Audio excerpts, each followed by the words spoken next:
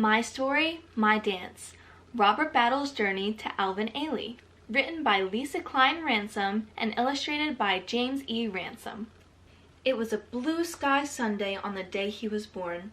Hot Jacksonville sun greeted a brown-skinned, bright-eyed, bow-legged boy named Robert.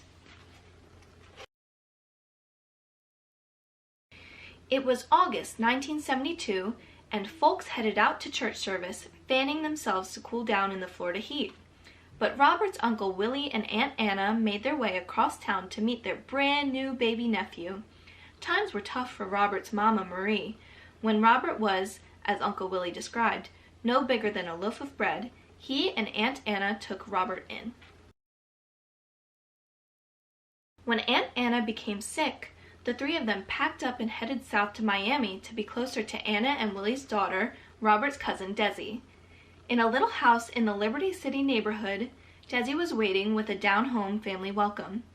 Desi taught English, wrote poetry, played piano in church, and loved Robert like her own. Out on the front porch, when his mama Desi practiced with her performance group, the Afro-Americans, Robert watched. When they sang spirituals, Robert hummed along. And when they recited the poetry of Mary Evans and Maya Angelou, Robert listened. On his mama Desi's rehearsal days, there was no place else he'd rather be. On Sundays in the choir stand, Robert sang like a bird in his sweet soprano while Mama Desi played hymns on the piano.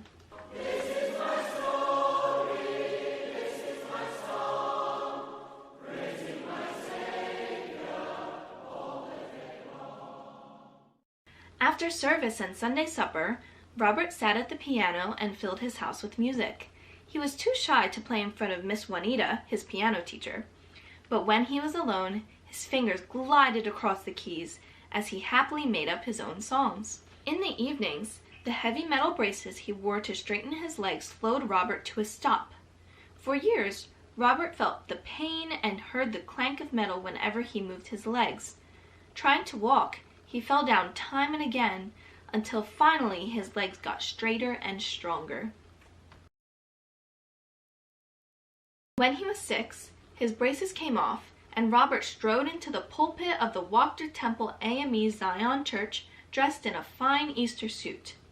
He looked out and saw his Mama Desi and Uncle Willie and the faces of everyone in his church family.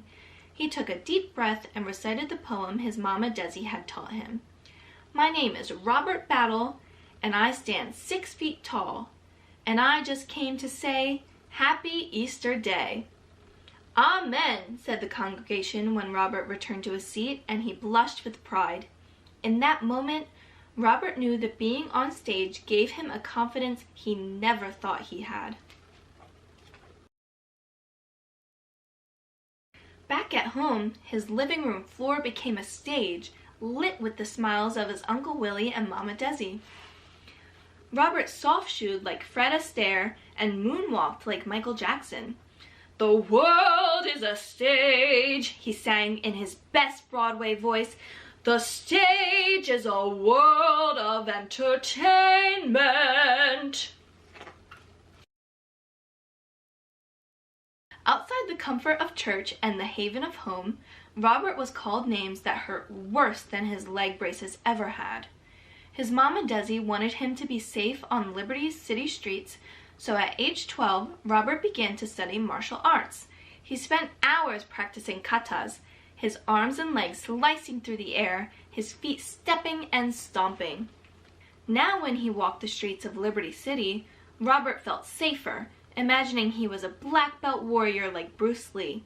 He found calm in the discipline and courage in his growing strength. But the best part was that karate sounded like music and felt like dancing. Be that what you is, don't try to be that what you ain't, his Uncle Willie said when Robert told him and his Mama Desi that he wanted to dance. And not just like Gene Kelly and Bill Bojangles Robinson. He wanted to dance like the kids from his school who practiced turns and positions. He wanted to dance ballet. At 13, Robert nervously waited for his first lesson to begin. He was much older than many of those in his class. Loose and limber from karate, Robert's lean frame easily maneuvered through the warm-ups at the African Heritage Cultural Arts Center on Miami's 22nd Avenue. At the bar, Robert glided through his pliés, relevés, porte de bras, and coupés. When the music began to play, Robert's heart began to race. As a freshman at Miami Northwestern High School, Robert signed up for the after-school dance program. He had been dancing for 2 years at the Art Center, and he knew that most dancers started training before they were 5 years old. In his classes, Robert was the first to arrive and the last to leave. He knew that he had lots of catching up to do. Miss Muniz, a former New York City ballet dancer and a partner in Miami's Caracas Ballet, strode into the dance studio, small and serious.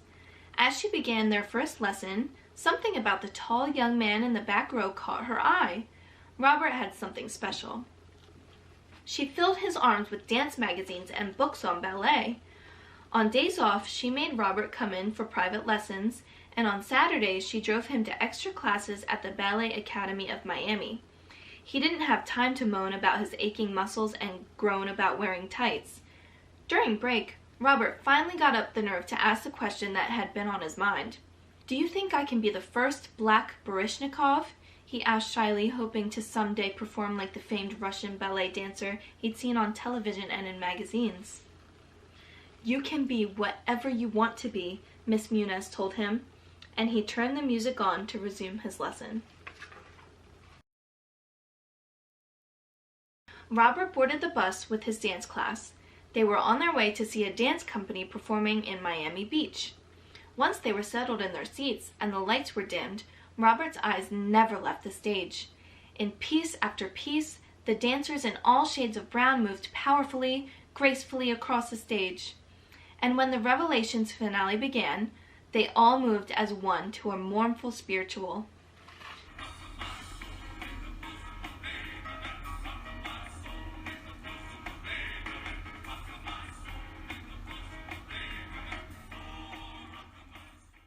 From his seat, Robert felt their pain, their joy, their sorrow, and hope. On stage, he saw his Mama Desi, Uncle Willie, and Aunt Anna, Miss Juanita, the members of his congregation at the Wachter Temple AME. In the Alvin Ailey Dance Company, Robert saw his past, his future, and he saw himself. The New World School of the Arts in Miami was holding auditions for high school students, and Robert was not going. "I'm going to stay here with you," he told Miss Muniz, feeling she was the best dance teacher he could ever have. Robert finished his rehearsal, but Miss Muniz was waiting. "You're going to the New World School of the Arts, and I don't want to talk about it." They worked day and night on his audition piece, perfecting his jumps and turns, and when the day finally arrived, Robert worried he'd forget everything he learned. When Robert received an acceptance letter, he felt as light as he had when his leg braces first came off. During his first 2 years at New World, Robert not only grew in inches to a full 6 feet tall, but he also grew in technique with the help of his teacher, Jerry Houlihan. Gently, she encouraged and taught and pushed Robert's dancing until his movements felt as natural to him as breathing. In the New World Dance Studio, soaking in music and dripping with sweat, he'd never felt more at home. "You take care of yourself, boy. Remember, that head is not just a place to hang a hat," Uncle Willie instructed. Robert was going to miss his family, but he knew it was time to go. In his final year at New World, he'd auditioned for and received a full scholarship to the school he'd only read about in dance magazines. His Mama Desi sat in the car waiting to take him to the airport. Robert was off to New York to dance at the Juilliard School.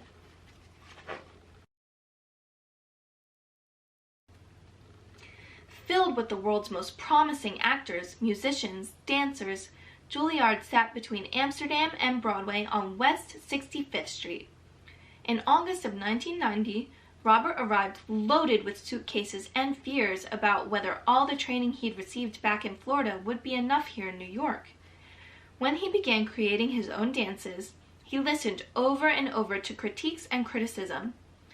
But from his teachers Betsy Schoenberg, Elizabeth Keene, and Benjamin Harkarvey, he learned that dance was a way to tell his own story. Robert told his story in the pieces he created and in his own dance performances. His choreography won the Princess Grace and Martha Hill Awards. When he graduated from Juilliard and was invited to join the Parsons Dance Company in New York City, he brought with him pieces of home and memories of family. He choreographed The Hunt, where dancers kicked and chopped just like he had long ago in karate class. Inside captured all his fears as a young boy in Liberty City. And in Strange Humors, the dancer's falls told the story of all the nights his leg braces made it difficult to walk. In 2001, Robert began his own dance company, Battleworks. Soon, his new company was performing to rave reviews from state to state. Judith Jamison was the artistic director of Alvin Ailey American Dance Theater when she saw Robert's Mood Indigo, and she wanted her own company to feature it. Robert's future lay with Ailey.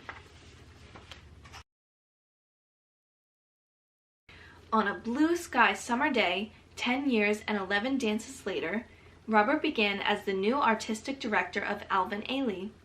As Robert stepped on stage at the crowded theater on July 1st, 2011, he looked out and imagined the faces of his Mama Desi, Uncle Willie, and Aunt Anna, Miss Juanita, the congregation at Wachter Temple AME, Miss Muniz, Jerry Houlihan, his Juilliard teachers, and Judith Jamison. In the audience, he saw his past, his present, and his future, and he saw himself. Robert stepped forward, opened his arms to the audience, and welcomed each and every one like family.